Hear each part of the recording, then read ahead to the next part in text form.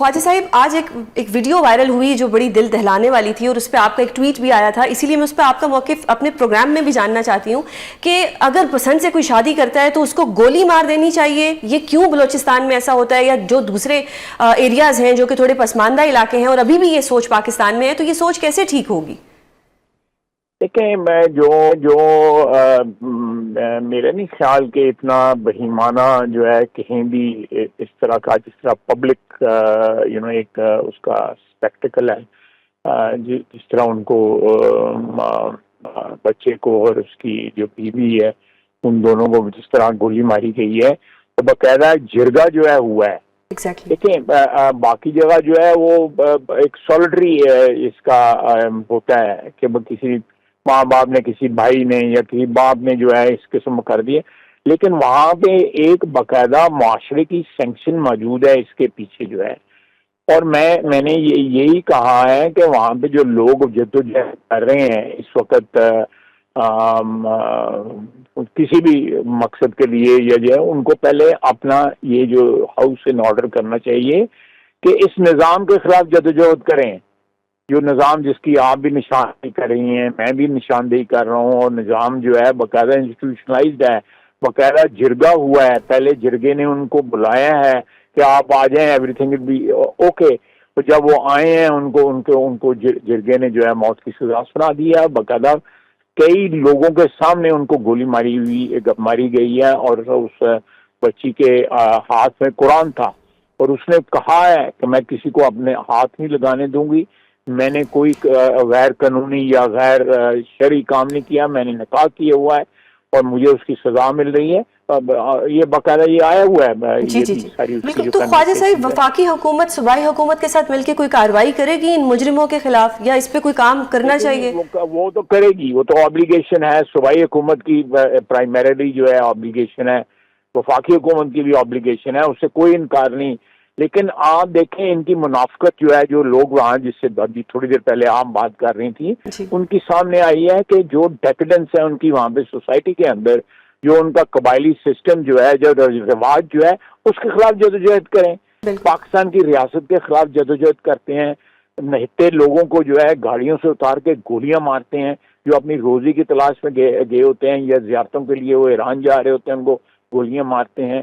तो ये मैं समझता हूँ कि ये जो वहाँ पे जो भी इस वक्त इंस्ट्रक्शन है या जो भी इसको आप नाम दे दें, तो इतनी डेकेडेंस है उसमें, इतनी डेकेडेंस है, उसकी कोई जस्टिफिकेशन नहीं है।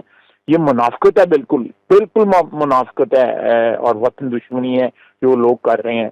और इसके पीछे हिंदुस्तान है, तो हिंदुस्तान ये बिल्कुल टोटली हिंदुस्तान के को रिप्रेजेंट कर रहे हैं, ये उनके किराए के लोग हैं और इनका पाकिस्तान के साथ कोई ताल्लुक नहीं है। मैं फिर करूंगा कि बलूचिस्तान के अंदर जो भी रोशन ख्याल लोग हैं, जो चेंज वहाँ पे चाहते हैं, हर लेवल पे चेंज चाहते हैं कि भाई माशरती जो उस वहाँ पे हालात हैं वो चेंज हो, वो उन लोगों को बेसिकली इस चीज के खिलाफ जो है, वहाँ पे जो डेकेडेंस है उसके खिलाफ होनी चाहिए। वहाँ पे लोगों ने पर्सनल जेलें बनाई हुई हैं, जो इन्फ्लुएंशियल लोग जो हैं उनकी अपनी पर्सनल जेलें हैं, और इन जेलों के अंदर बेगुनाह लोग कैद रहते हैं, सदियों कैद रहते हैं, कोई पूछने वाला नहीं है। और वो वैसे वो जो है वो आज़ादी के बहुत बड़े पैगंबर बने होते हैं जब वो इस्लामाबाद आते हैं या कोयटे आते हैं। दुरुस्त सर केपी में कल सेनेट इंतखाबात होने जा रहे हैं, इस वक्त अपोजिशन और हुकूमत जो है वो एक पेज पर है, क्या कहेंगे इस इत्तेहाद पर? मेरा ख्याल है अभी लिस्ट कोई फाइनल सामने नहीं आई है, लेकिन ये बात मैंने भी मीडिया में पढ़ी है कि 6 जो है वो पीटीआई ले रही है और जो है सीटें अपोजिशन ले रही है। आप देखें, बानी पीटीआई जो है वो बयान कुछ दे रहे हैं, और जिन लोगों को वो इंडोर्स कर रहे हैं प्रैक्टिकली जो है वो लोग जो हैं वो उस बयान से बिल्कुल मुतसादम है, उनके नाम, उनकी शनाख्त या उनकी नजरियात जो हैं। तो मानी में पीटीआई जो है जेल बैठ के भी 2 नंबरी कर रहे हैं, इसका तो एक ही एनालिसिस हो सकता है मुख्तसरन। तो बार उधर भी बैठ के जो है और ये प्राइस टैग्स लगे हुए हैं, और वो प्राइस टैग्स जो है जो भी हो रहा है आपके सामने है। यानी आपको भी लगता है कि सब कुछ प्राइस टैग के साथ ही हो रहा है? देखिए, आप जो लिस्ट सामने आई है अभी मेरा ख्याल है फाइनल नहीं हुई, لیکن جو سامنے لسٹ آئی ہے وہ امیر لوگ ہیں, ان کا کوئی سیاسی نظریہ نہیں ہے, وہ سوداگر لوگ ہیں, they spend lot of money and by the sets. میں سمجھتا ہوں کہ ہمارے ایوان بالا میں جو ہے یہ ایک بنگی ہوئی ہے, اپنا روایت بنگی ہوئی ہے, آج سے نہیں پرانی روایت بنگی ہوئی ہے. اور پھر یہ جو ہماری وہاں پہ جو چیئر ہوتی ہے لائک ڈیپٹی چیئرمین اور ادر چیئرز ان دا اپر ہاؤس, پھر اس میں بھی جا کے براجمان ہوتے ہیں یہی لوگ جو اس ذریعے سے وہاں پہ پہنچے ہوئے ہیں اپر ہاؤس میں. بہت شکریہ خواجہ صاحب پروگرام میں اپنا قیمتی وقت دینے کے لیے. ملکی سیاست میں ہیجان کی کیفیت برقرار ہے. حکومت اور اپوزیشن سیاست کھیلنے میں مگن ہے, اور یوں عوام کا خیال نہ حکومت کو ہے نہ اپوزیشن کو. حکومت عوام کی مشکلات مسلسل بڑھاتی چلی جا رہی ہے تو اپوزیشن حکومت پر عوامی مسائل کم کرنے کے دباؤ ڈالنے کے بجائے ساری انرجیز بانی پی ٹی آئی پر لگائے بیٹھی ہے. نتیجتاً عوام مہنگائی کی چکی میں بری طرح پستی چلی جا رہی ہے. بجلی, گیس اور پیٹرول کی قیمتوں میں مسلسل اضافہ دیکھنے میں آ رہا ہے. اشیاء ضروریہ بھی عوام کی پہنچ سے دور ہوتی چلی جا رہی ہیں. ادارہ شماریات کے مطابق گزشتہ ایک ہفتے کے دوران 22 اشیاء ضروریہ کی قیمتوں میں اضافہ ہوا ہے. ناظرین, عوام کا جینا محال ہو چکا ہے, اور حکومت کی غیر سنجیدگی کی حدیں دیکھیں کہ پہلے چینی کو ایکسپورٹ کیا اور اب امپورٹ پر کام جاری ہے. خراب معاشی صورتحال اور حکومتی غیر سنجیدگی اس وقت ہر سطح پر بے نقاب ہو رہی ہے, لیکن حکومتی وزراء ابھی تک معاشی بہتری کے دعوے کرتے دکھائی دے رہے ہیں. معیشت کی بہتری کے دعووں اور حقیقت میں کس حد تک تضاد ہے, اس سب پر بات کریں گے. ہمارے ساتھ موجود ہیں سابق وزیر خزانہ مفتاح اسماعیل. سر, بہت شکریہ پروگرام میں اپنا قیمتی وقت دینے کے لیے. سر, اگر میں ملکی سیاست کی بات کروں تو ہر وقت یا تو پی ٹی آئی کی بات ہو رہی ہوتی ہے, خان کی تحریک کی بات ہو رہی ہے, کبھی سینٹ الیکشنز کی بات ہو رہی ہے. عوام کا پورا دھیان جو ہے وہ مہنگائی اور یہ بجلی کے بل سے ہٹا کے اسی طرف لگایا ہوا ہے. یہ اپوزیشن کا کام تھا کہ وہ خان صاحب سے نظریں ہٹاتے اور تھوڑا سا عوام کے لیے بھی آواز اٹھاتے, لیکن ہم نے دیکھا ہے کہ آپ نے ہمیشہ آواز اٹھائی ہے.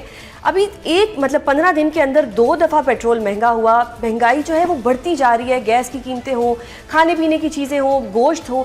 عوام کیا کرے گی سر؟ یہ تو اتنا زیادہ مسئلہ بنتا جا رہا ہے اور سارا بوجھ سیلری کلاس کے اوپر آ رہا ہے.